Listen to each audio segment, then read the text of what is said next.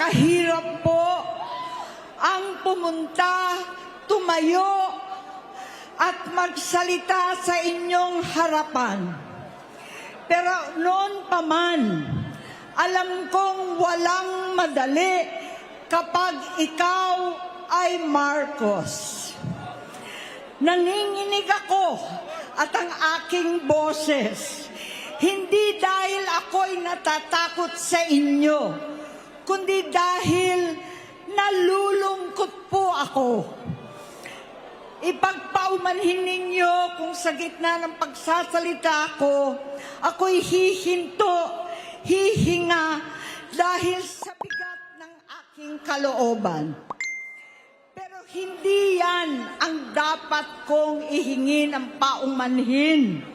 Hindi yan ang kasalanan ko sa bayan na dapat ihingi ko ng tawad.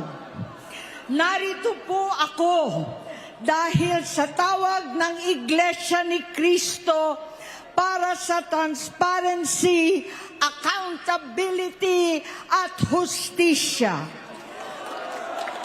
At dahil sa tawag ng sarili kong konsensya, bilang senador, bilang kapatid, bilang Pilipino.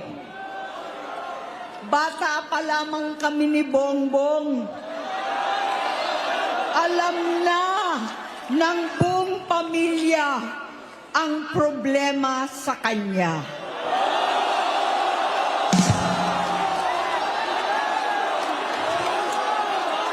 Sa totoo lang, mababasa naman ng lahat ang mga testimonya ng aking ama patungkol sa kanyang ugali at gawain.